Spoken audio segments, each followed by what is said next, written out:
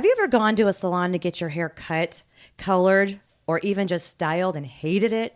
But then you didn't say anything to the stylist and you continued to go the extra mile and leave a tip? Uh-oh. If you did, this episode is for you. You are listening to Cut and Loose Chronicles, and I am your host, Jess. And today's show is going to be called The Uncomfortable Truth. Welcome back to the studio, Miss Brittnay Hill. Hey. Hey, girl, welcome back. Glad to be back. So let me ask you this. What do you think that we have such an emotional connection to our hair? I think that it has been romanticized through history that a woman's beauty comes from her outer appearance versus her inner appearance, and hair is a big part of it. It can be a confidence builder, or it completely can break you if you have a bad hair day. Right. It represents your personality. Yes. It's the crown you never take off. Or your cape. Yes. Your physical appearance, So it's something we can actually control, unless, of course, we have balding or anything, which we can't control that, but we can actually control what kind of styles we want. We can pick what we want. If we want to wear a pixie, we can. So it's hair, it grows. Right. So like when someone comes, they want to get a short haircut, and then you do that and they say, well, it'll grow back. I'm like, do you want it to grow back? Or do you hate it? Do you not like what I just did? So when you go to a salon and you talk to your stylist about getting your hair cut, you want to make sure that you do your homework. What are ways that you would like to give examples of are ways to do their homework? I'm picking the right hairstyle. Referrals from friends and family, looking at people's reviews online, going on the internet and seeing if they have their portfolio on Instagram or Facebook, and seeing if their physical work that they've taken pictures of and put out. You pervert! If I was in shopping for a hairstylist, I would want to see, ask my friends, hey, who do you use? I love your hair. Who did your hair? Oh, you mean like when you're out and you see someone at the grocery Yes. store and you smelling the cantaloupes and Yes. they're checking the size of the cucumbers in the produce section. And they just have the best hair ever. And you want to say, hey, where did you get your hair done? Because I love your hair. And then you can see if they have a social media platform to look and see what their work is and see if you like their work, all of their work. Back when I started, we didn't have social media. No. And our teachers would say to us, go take your business card and go put it on the bulletin boards at the laundromats and go to all the grocery stores and put your card on the bulletin board. I, when I first started, put them in the color boxes on the color aisle in Walmart. Very smart. Very smart. That's a good one. Also, put an ad in the newspaper. Or a local magazine. Yep. And Rhonda, that's at our shop now, she has been a hairstylist for 30 years at Cut and Loose Salon. And she is actually doing the old school stuff. She hired somebody to put an ad out in the paper. And it's working for her. It really is, because she's been with us now for about 6 months. And I would say she's got 3/4 of her book filled. Yes. Yeah, she's doing amazing. So that's actually really good for all you new stylists out there who are trying to build a clientele. Rhonda just happens to be from Missouri, and she's moved to Florida, and she's actually starting all over again, which is a big deal, because when you've worked for 30 years in the business and you have quite a rapport where you are and then you move away, it's devastating because you have to start all over again. And it can take up to a year to rebuild your whole career. So say it's you, Brittnay. Yes. And you want a fresh new cut, and you found the cut that you want. I'm not talking color or anything, but you found a haircut that you liked, and we'll say on Pinterest. Okay. And you take it to, and we're pretending that you're not a hairstylist. Okay. And you go to your salon that you are, let's just say you're regular at, and you have your regular stylist. When you hand it to the stylist, what do you expect that stylist to say to you? What do you like about this haircut, and what don't you like about this haircut? And then to go break it down for me, I want to know how to style it. I want to know how much effort I have to put into it. And okay, so stop there. We're going to play a little game. Oh, God.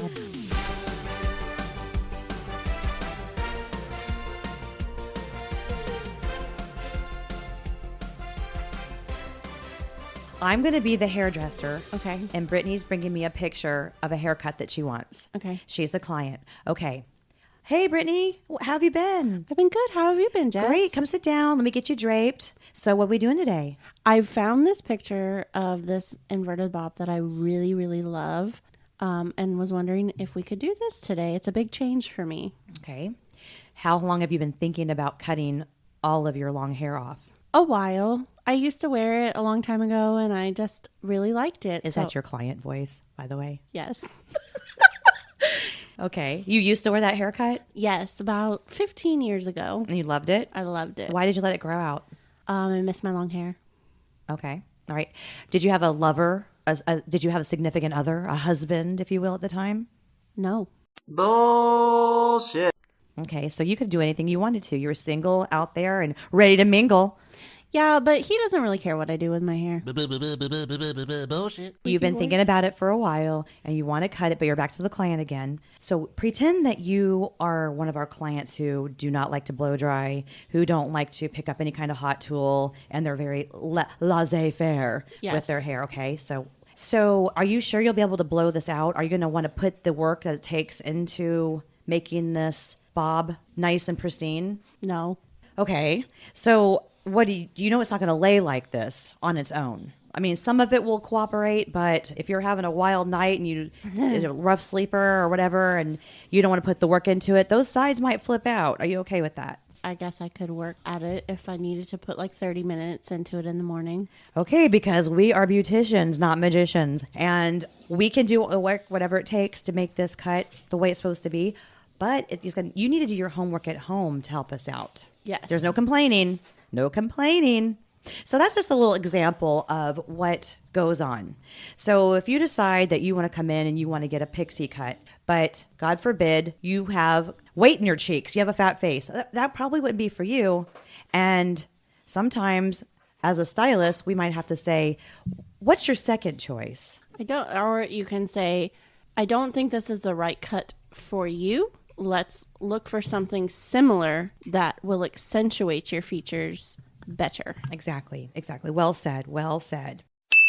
Very well said. Very well said. And speaking of customer service challenges, I came across an interesting salon dispute recently that would be perfect for a people's court scenario. It involves a dedicated hairstylist who went above and beyond for a particularly difficult client who then refused to pay for services. This got me thinking about the challenges small business owners face, especially those running at-home salons where contracts might be less formal. You know, this creates a natural bridge to the topic while maintaining a professional tone. Listen to this. All parties in the matter of Carey versus Richardson.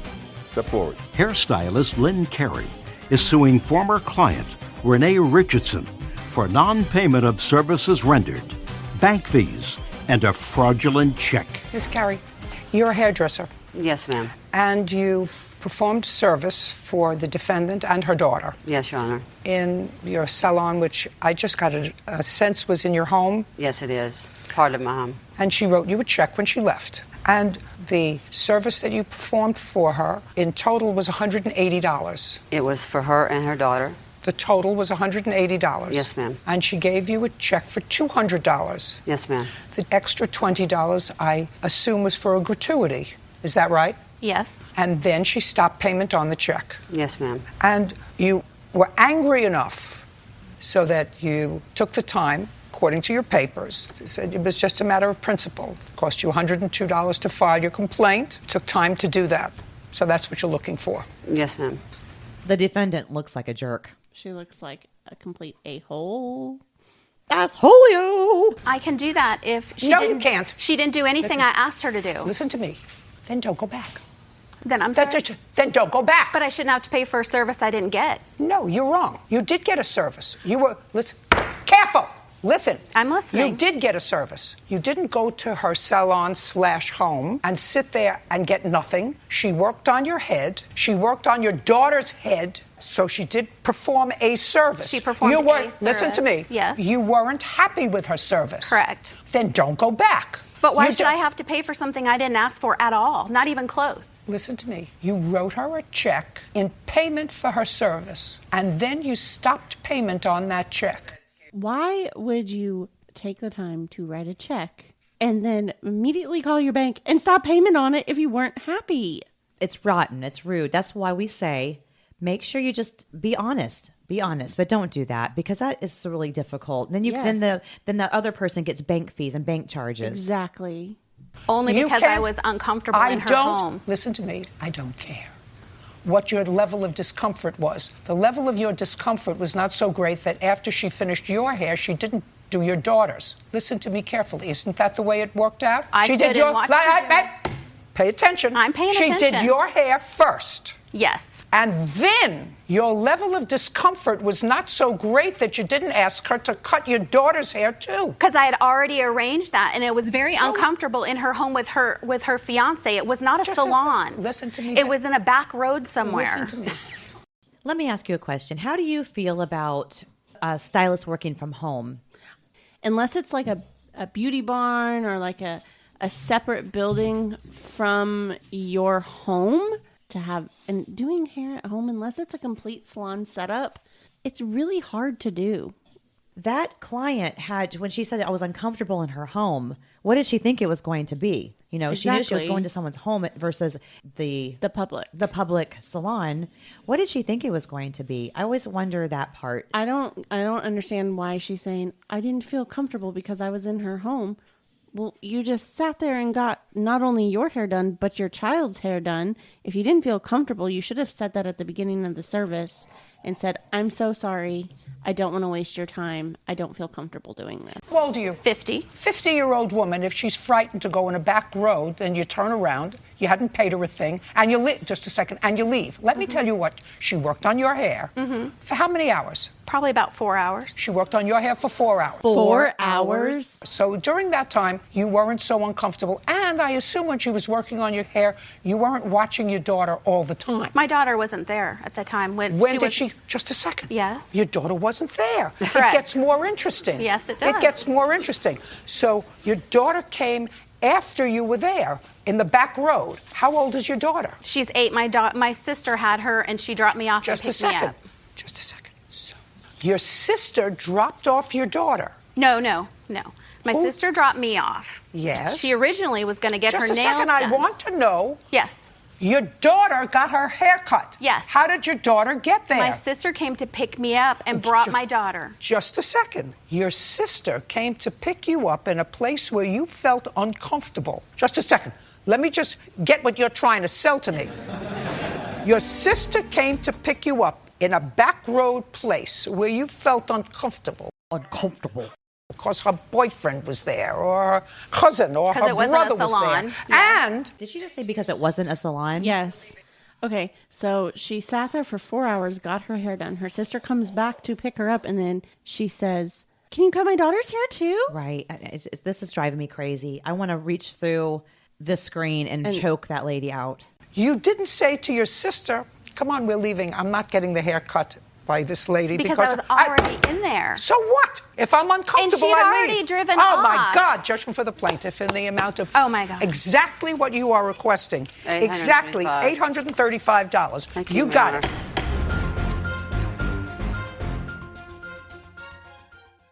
Let's talk a moment about the pros and cons of an at-home salon.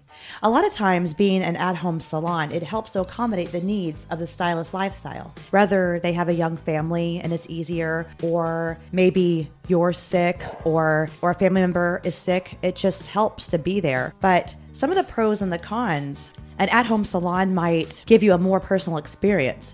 You know, the smaller client base often means more individual attention. It's a more comfortable environment. It can often be more relaxing and then more private than commercial salons. Although my salon is a small town salon, and I like to kind of give myself a pat on the back that we're very, very accommodating and comfort. But it could be lower overhead costs, which I don't necessarily agree with that. It takes the same amount for us to buy the materials that it's going to take to provide the service for our client. Maybe a more flexible scheduling. Many home-based stylists can accommodate appointments outside traditional business hours. And building relationships, you can develop a more personal connection with your stylist. So say you're getting your hair done and you want to watch a television show as it's done. Normally in commercial salons, there's no television on. The cons of a home-based salon is limited services, may not offer full range of services available at larger establishments. Fewer amenities, it might lack features of commercial salons like multiple washing stations. I mean, you don't want to go dipping your head in someone's kitchen sink or leaning over their bathtub. But licensing concerns. it's important to verify proper licensing and insurance. So a lot of times you can get away with maybe skipping the proper licensing that you need to have your business at home. Potential distractions. Household interruptions could always occur, like the family members, the pets. Mom, I need a snack. Mom, I need a snack. Hold on, honey. It could happen. And fewer backup options. If your stylist is sick or the equipment fails, there's typically no backup.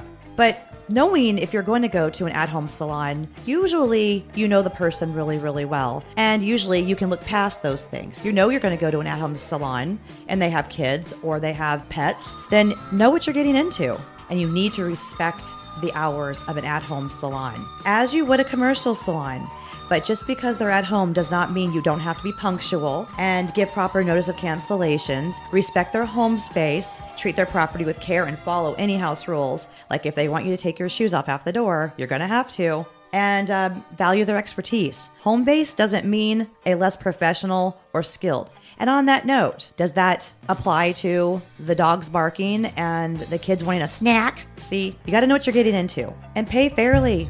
Don't expect to have a cheaper bill because you're at someone's home. They still have to pay the electric. But anyway, know what you're getting into. At-home salons bad? Not necessarily. I mean, besides, where else can I get a premier styling experience and a pet golden retriever at the same time? That's what I call value. Some people need marble countertops and ambient lighting for their beauty needs. Me, I just need someone talented enough to fix my bangs after I have attacked them with kitchen scissors or a Swiss Army knife, and a place where I can show up in sweatpants without judgment.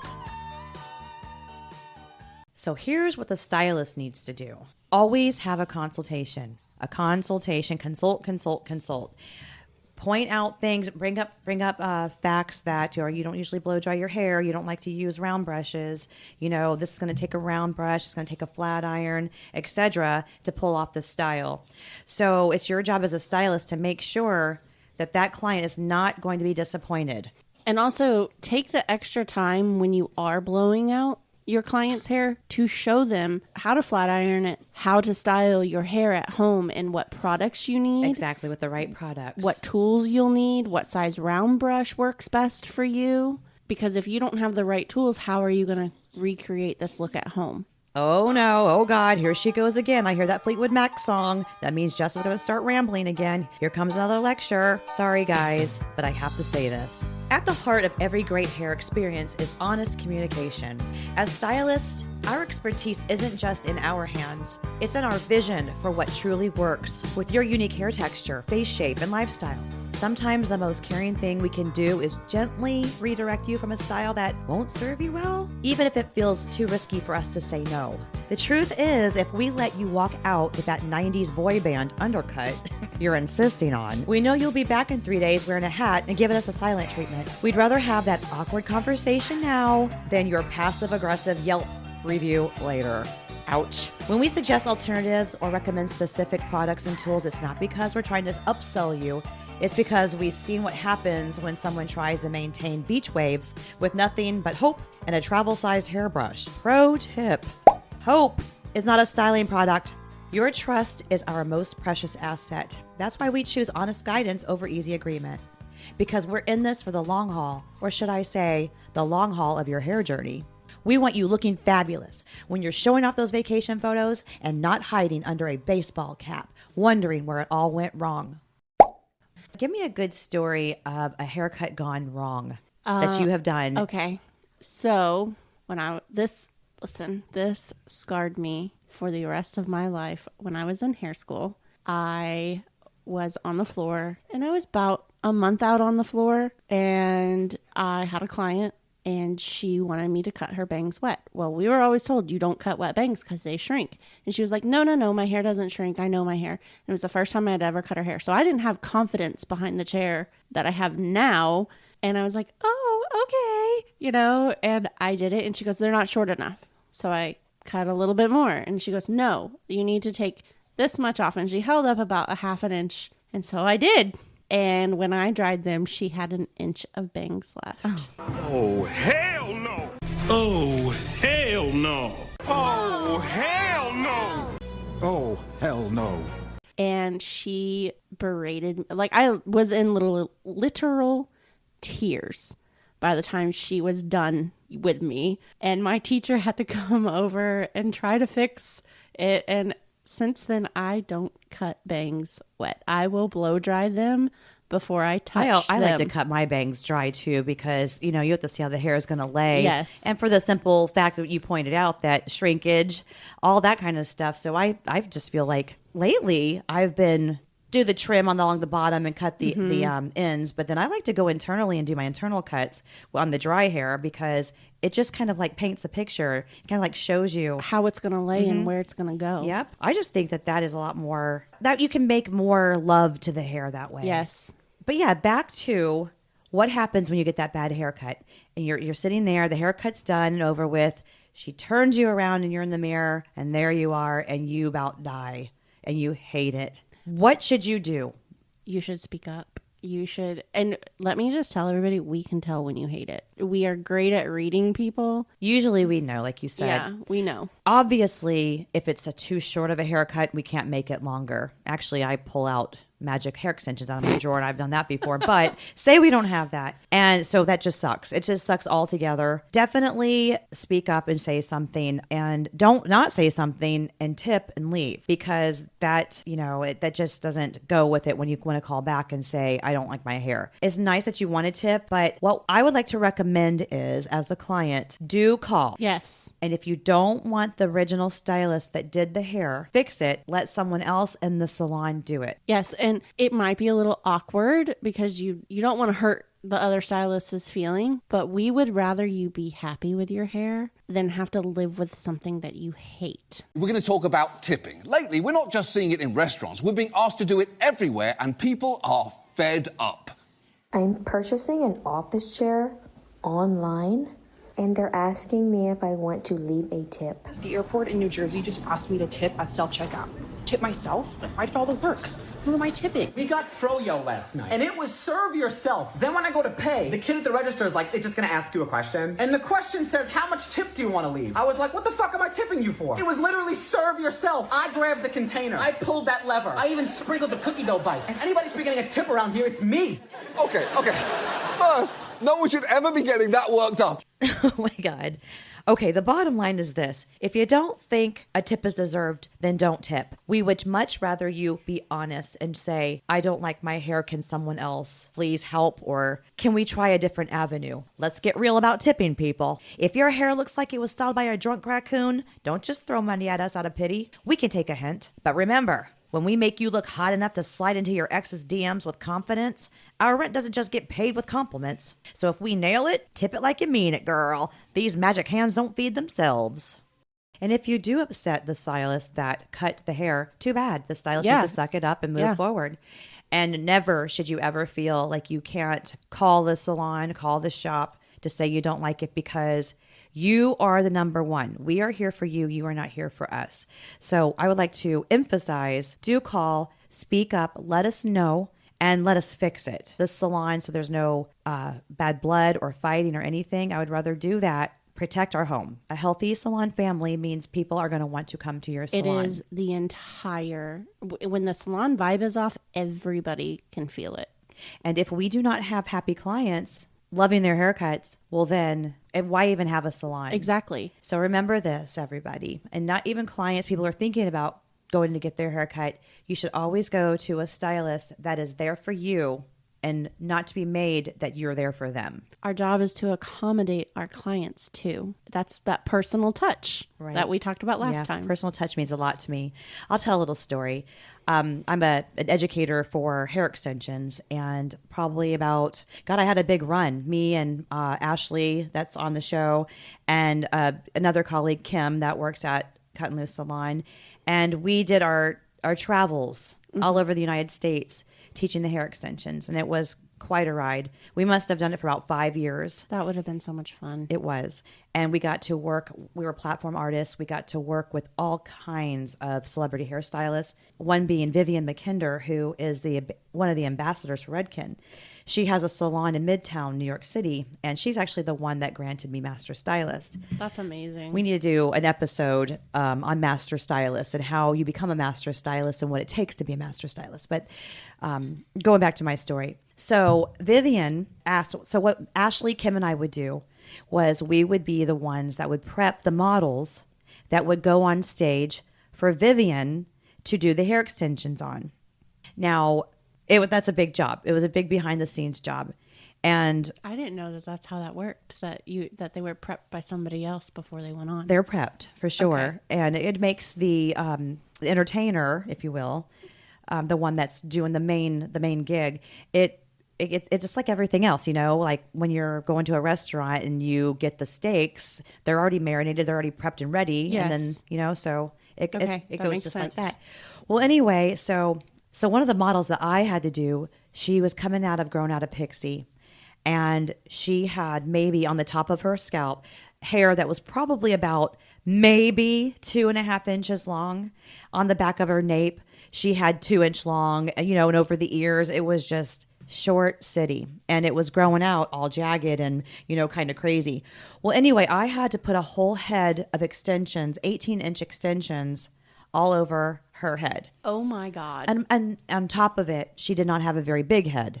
So at that time, we were working with Simplicity Hair Extensions, which they are the very first tape-in extension, which we talked about in the very first episode, Motion for an Extension with Ashley. Some of the widths of the wefts were sometimes 4 inches wide. So I had to be creative, and I had to cut some of these wefts and make some of them 1 inch to go around the ear. But I had to load this head up with so much hair extensions. Well, anyway, I can't believe that I did it. And the whole time, this model, she thought that her shit didn't stink. So she just sat there like she thought she was Angelina Jolie. And Angelina, this was so long ago that Angelina Jolie was like main actress in Hollywood. And she still had her lips like really filled, which I'm not sure if Angelina's lips ever got filled. Aren't those her natural lips? No, those are her natural lips, I do believe. My apologies if Angelina's listening, which I'm sure she is. So anyway, this young lady was so loaded up with hair extensions, and I had to send her out on stage for Vivian McKinder to cut her hair. And I was so nervous because I don't know how Vivian was going to make it to where she could make something of this. There's big rules of thumbs with hair extensions. You can't go too close to the hairline because that's not appropriate for the hair.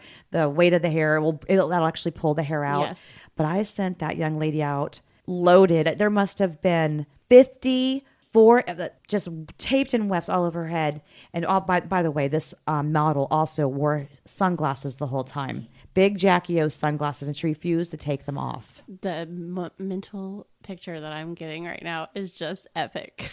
So I just grinned and bared it, got it done. She went out there, and Vivian pulled it off. She cut her hair beautifully. And then the model came back to me the next day because we were still working the hair show. And she goes, I love my hair. She turned into this. She went from this very snob with a tight butt crack pierced real tight, like her shit didn't stink, to I love my hair. You did so great. And that really boosted me. Oh, yeah. I was also nervous because of Vivian McKinder, because she's something. She really is. But that was one of the more memorable moments with trying to take a pixie and put 18-inch hair extensions in it to make something of it. That is insane, Jess. That's why you're the boss? No, I'm not. No, you're the MVP. Well, that's another thing. Stay humble. Yes. Always stay humble, because you can have your ass handed to you at the drop of a hat. Usually it is over something that you have all the confidence in the world about. Usually the downfall is that you're overconfident in, say, that cut or that color, and then the hair does something completely different. Thank you for coming in. Thank you for being here again. Thank you. It's wonderful. I'm sure you'll be back. Yes. If you're looking for that nice, fresh, new haircut or style, make sure you do your research and make sure you take it in. Think about exactly what it is that you want done with your hair. And make sure you take your facial shape into consideration and your skin tone for color, because certain colors don't mesh well with certain skin tones. Make sure that you got the right tools and the right hair products to go with the haircut. And if your stylist says this is what you need, then you should probably get those things. And then if you're the stylist, make sure that you do not give your client a haircut that you don't think that they're going to be able to style on a regular basis. Yep. We got to protect. We got to protect. We Yep. got to protect each other. Yes. So on that note, if anybody has any questions or any comments, anything, I would like for you to reach out to us. cutandloosechronicles@gmail.com. You can find us on Facebook. You can find us on Instagram. You can find us on the old TikTok. But reach out. Yes, we would love to hear from you guys. Give us some questions, scenarios. Tell us a tragic hair story. Maybe we'll make you a call-in. That would be great and so much fun. Yeah. Thanks, guys. Thanks for listening. We're out. Toodaloo.